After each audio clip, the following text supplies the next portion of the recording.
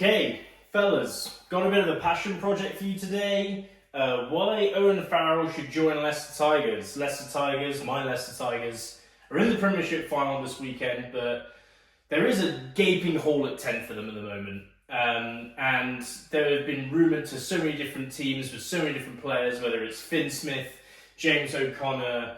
I feel like we've been listed to every 10 under the sun. But this is my kind of plea for Owen Farrell to come to Leicester Tigers with evidence and statistics. Now, bit of context, okay? Owen Farrell reportedly not happy at Racing 92. He'd never admitted it himself. He has played better of recent. He's still got 1 year left of his contract, but there's a lot of rumours of him going back to Saracens as a player coach, in kind of a player coach role. So, don't get me wrong, I know this. I know. This seems like the most likely outcome. But in my small corner of the internet, if I can kind of convince him to go Leicester instead, I feel like I would have done a good job. And this is kind of the whole point of the presentation, to basically say, don't go here, go there. Okay? First of all, basic evidence, basic statistics. Let's look at the end of the Premiership table, right? Even with inconsistent performances, even with the head coach announcing he's leaving in the middle of the year, even with a bunch of retiring players and people who've one foot out the door, although they're not playing like that, I want to reiterate. Even though the amount of turmoil and change in Leicester Tigers, they have still finished second in the Premiership. It's too zoomed in to see the points, but it doesn't matter. All you got to look at is Tigers here and Saracens down here. That's a big point, right?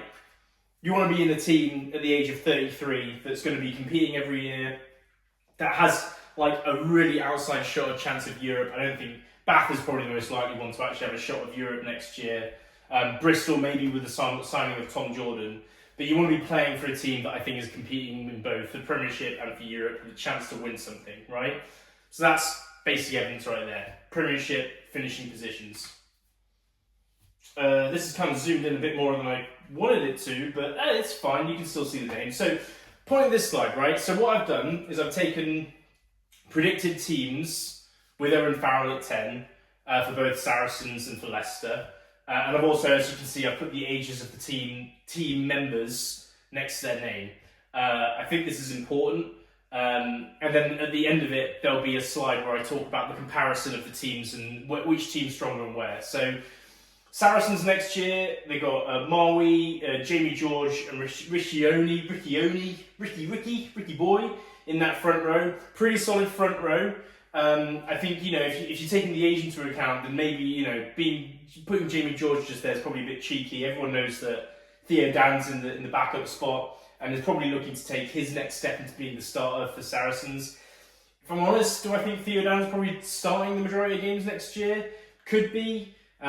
Jamie George still hasn't really seen much signs of slowing down. Like, Theo Dan does come on regularly at that 60-minute mark, but the Jamie George's form I don't think has dropped at all, so I still see Jamie George starting in that shirt. Pretty solid front row. I don't think it's the best in the Premiership, but it's solid.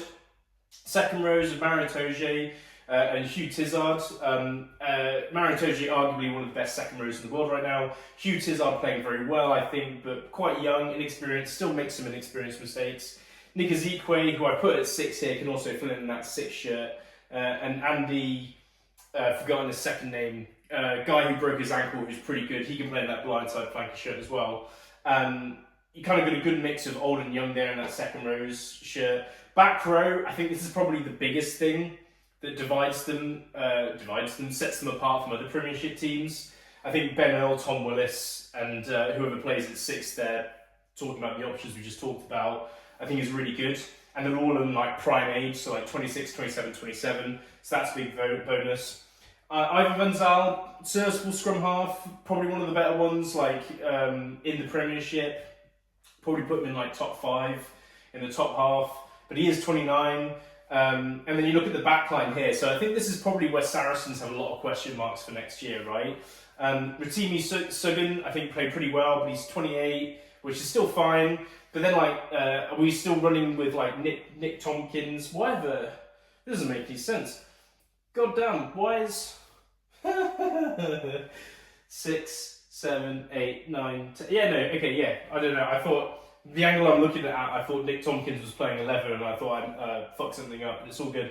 So you've got Nick Tompkins and Lozowski at 12 and 13. You know, Elliot Daly can fill in that 13 shirt, but like, it doesn't feel like there's a lot of depth in that centre shirt. I think Nick Tompkins is serviceable, but he's getting up there a little bit, and Lozowski is also like pretty getting up there in age as well. And there's not really a whole lot of people coming up behind them. Tobias Elliott, I think, has been a find this year. Young guy coming into the team, and then you've got Elliot Daly at 15 because now Alex Gooder's leaving. And then you're thinking, what are the other options in that back line for Saracens? It's not a huge amount of choice, you know. I think they had a lot of turnover in that pack last year, and they're going to have a lot of turnover in the back line next year. That's not to say that they're not going to playing well. I think Saracens have played well, but you know, they didn't finish in the top 4 this year, and I think a lot of that you can put down to like a lot of turnover of personnel, right? Average age 28.6. Make a note of that as well. Compare that with what Leicester's team is next year. Nicky Smith, Charlie Clare, Joe Hayes. Nicky Smith, Joe Hayes, both internationals. Nicky Smith, as I've said in multiple videos in the past, probably a bit unlucky not to be going to the Lions in terms of playing that loose head prop position. Charlie Clare, he's pretty good. Julian Montoya is obviously leaving next year. Do I see him starting? No. Do I feel like maybe they're going to be looking to shop for a hooker? Maybe. That's probably one of the biggest question marks for Leicester next year. But all in all, you know, you've got all internationals other than Charlie Clare in that front row. Second row, Cam Henderson, Ollie Chesham. Ollie Chesham, obviously British and Irish Lion. Put him in the same kind of category as Mario Toje, but he's obviously much younger. So he's got his whole career ahead of him. Cam Henderson, really would be surprised if he is not starting for Scotland over in the summer during the British and Irish Lions tour. Big guy, mobile, does big guy things. Back row. Okay, so I've said the Saracens' back row is better, but than most in the Premiership, but I still think Leicester's is bloody good. Hanro Limbenberg is probably the classic case of being unlucky to be born South African. I'm not saying he should be ashamed of being South African. I'm more saying he probably would have earned a lot more international caps if he had not been born South African. He's 29. Tommy Raphael, Jackal King, he's still 26. And Lonnie Cracknell is 31. So, you know, still got a few years left in the tank. Jack Van Portfleet, England scrum half. I would probably be looking to him starting every England game coming up into the summer. Either him or Ben Spencer or Harry Randall, but Harry Randall just got injured. Owen Farrell, obviously, as I said. Ollie Hassel-Collins, top try scorer in the Premiership, I think, drawn with somebody else. So that's of note. He's 26. Joe Woodward, absolute fine this year. Played excellently at 12. Bit of a quiet game against Sale, but I mean, there's no doubt like his talent and what he's shown this year. Solomon Kata, 30 years old, and then they also have Isaiah Parisi behind them as well. So if you're thinking about centre depth, yes, they're losing Dan Kelly, but they've got plenty in there, right? Adam Randwan, absolute fine as well this year at the age of 27, and Freddie Stewart is only to age 24. I was surprised looking at that myself. Feels like he's been around forever, but you got to remember, he basically came straight from the academy and then started like every game for Leicester. I think it was in the year that they won it all. That was his first year with them. So, average age, 27.33. Average age of Saracens, 28.6. So there's, not only do I feel like position to position, Leicester are better, which we'll get into, but the age is less, right? You've got more players in their prime rather than a higgledy-piggledy job. And it's more the security. We talk about the security of the pack, I think, is pretty sorted for Saracens. Same for Leicester. But when we look at this back line, I think there's a lot of question marks in this back line for Saracens, whereas I don't feel the same way with Leicester. So I think that's something to note. So, kind of summarising these points. Team comparison. Leicester have a better pack other than the back row. I still think the back row of Saracens is better. Ben Earl, Tom Willis, Nick Ezekwe, Andy, forgotten his name, but his second name is a double-barreled name. He's really good. That is maybe if you're a fly half, you're thinking, I want a good back row to give me turnover ball, get good tackling in, stuff like that. But we'll get into those stats later. That is something I've got to say with Saracens. The one thing that they do have better than Leicester is the back row. Scrum half is fairly even, but Van Portfleet is younger. He's still right in his prime, and he's played, I think, complete lights out since he came back from his injury. Saracens have a more experienced centre partnership, but I think Leicester have a higher ceiling and greater depth at the position. And I think Leicester have far less questions in their back three, talking wingers and fullback. I think it's pretty sure that those three guys that I've talked about will be the ones starting the majority of games. So, summary really is I think Leicester not only have a younger team, but also have a better team, right? And we're going to look at some statistics to kind of back this up a little bit. I found these statistics, I've been begging to find statistics. I found these, I'll give you a link in the description of where I found these stats, because I don't know, I've been, looking at rugby for forever and I haven't found these stats, but I'll show you the website in the comments section, in the description section. But I just basically took, these are the stats from this year, and we'll have a look at attacks to start off with. Dominant percentage attacks, Leicester is better at 38.5 than Saracens at 35.7, which generally tells me that they have more attacks that are dominant, right?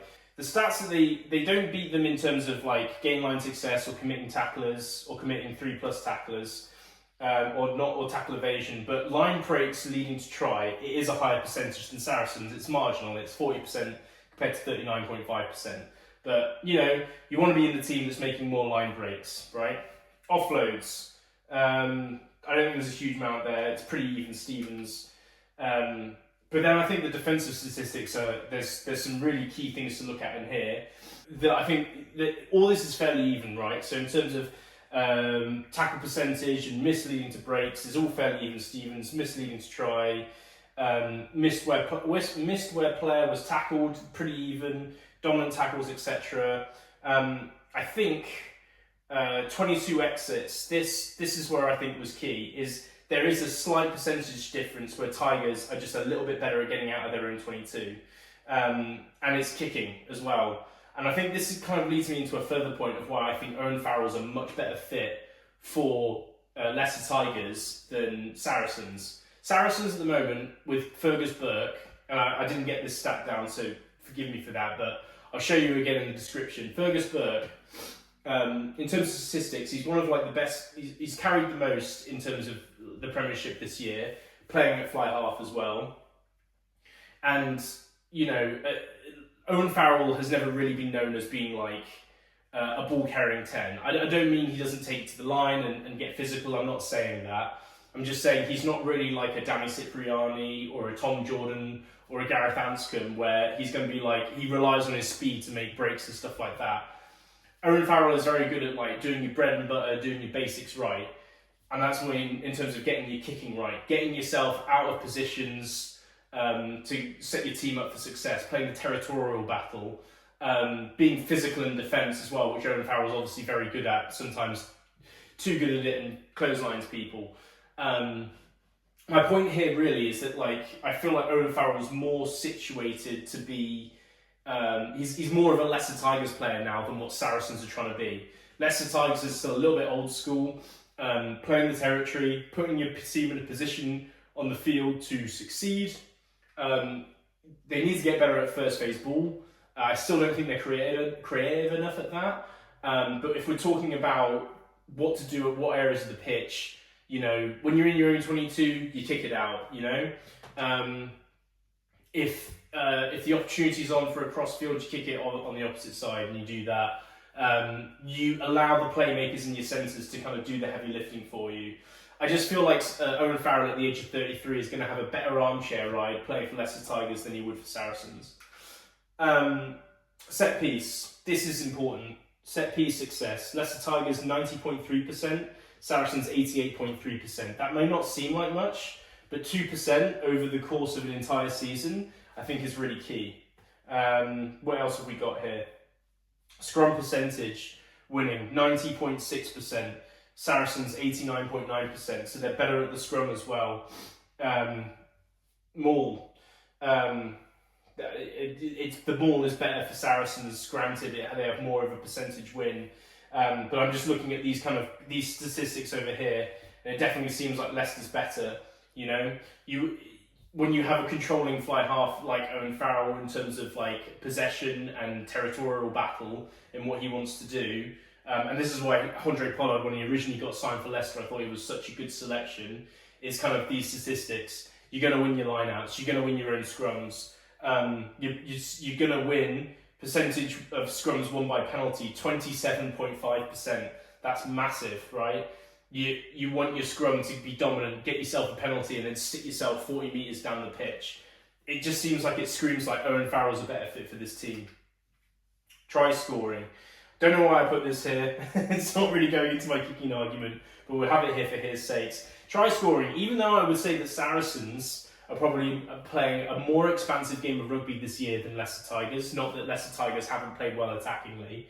I just think Leicester Tigers are more inherently wanting to kick the ball. They've actually got more tries from 22 entries than Saracens have. What else have we got here? Try overview. That's just when it happens in terms of like, the first phase statistic. This is key. This is where I think Leicester really need to work on next year. First phase percentage, try overview, 30%, so first phase ball, 30%, Saracens is 43.3%. That needs to change for Leicester next year. For the backline that they have, there's no excuse off the first phase not to have that as a better percentage. They've got really talented backs. When you've got the forwards all sucked into one area of the field and you've got a line out or a scrum, that's when you have all the space in the world, and that's when you need to take advantage of that. Too often it's just like an unimaginative crash ball. My allergies are flaring up like crazy, but it's an unimaginative just crash ball, and when there was so much space you could have done more with it. That is something Leicester needs to work on. Tries from their own half. Saracens have done that. I've got a high percentage at 22.9, whereas Leicester have got it at 14.7. But that's what we've talked about. Leicester more inclined to kick it out of their own 22. Saracens probably more inclined to just give it a go, which is positive to see. But I don't think it suits Owen Farrell. And we're gonna. That's a kind of a lot of the statistics. I think it kind of like goes a lot more to my point that not only will Owen Farrell have more of an armchair ride playing for Leicester Tigers in that 10 shirt, but not only that, but I think the style is more suited to him when it comes down to statistics, right? I just think that's true. And there's a final point, and this is not to crap on Saracens, but we're talking about atmosphere and stadium and what this means for the team and the club. Capacity of StoneX Stadium for Saracens is 10,500. And the average attendance, granted, 2 years ago it was around 9,500. And Leicester Tigers, Welford Road, capacity is 25,849, and the average attendance 2 years ago was 21,500. You play this. I've been to this stadium a lot. It gets sold out regularly. Big games will always be, big atmospheres. You want to come and play out your days, being appreciated rather than playing somewhere where maybe, there's not many fans there. Just a personal opinion, really. Owen Farrell comes to this team, to Leicester Tigers, he will be loved. Trust me. Even if he's played for Saracens all these years, Tigers are very good at, I think they're one of the best fan bases at just, accepting players from wherever they come, and I don't mean that in, a bad way. I just mean, I think in all sports, teams tend to... maybe they do accept, actually, that's not fair. Maybe they do accept players from their rival teams, but I think Leicester Tigers are particularly good at it. If you give Tigers your all, then the fan base will love you back. And a person like Owen Farrell, who there's never been a question about him being hard-nosed or given 100% at all times. It just feels like that's a better place. And another thing that I haven't made a slide for, and I've just thought of, and I'll kind of put the black screen away so you don't distract of. Jeff Parling, first-time head coach, history with Leicester Tigers. He's going to need a bit of coaching help, okay? He's come from being a coach for Australia, being the forwards coach for them. He's done a marvellous job. I think he's made that pack in Australia, and we'll see in the British and Irish Lions tour. He's made them better than the sum of their parts. But this is his first time doing a head coaching role. So it's not just the forwards, it's the backs. And it's also, you know, that head coaching role where you're talking about contracts and dealing with players like that. It's the financial stuff. You're not just like coaching a group of 8 guys, or like a, you know, if you're talking about a total squad of forwards, 15 for an international side, you're talking about all the interpersonal relationships like that as well. Owen Farrell would be such a help to Leicester Tigers, not only being a back, so he could relate more to the backs and help more with the backs, because obviously Jeff Parling was former forward, but he would help so much in that area where Jeff Parling is new. Yeah, just come Leicester Tigers. That's it. I think I've made my point well enough. Hopefully you enjoyed the video. And yeah, I think I'm done talking now.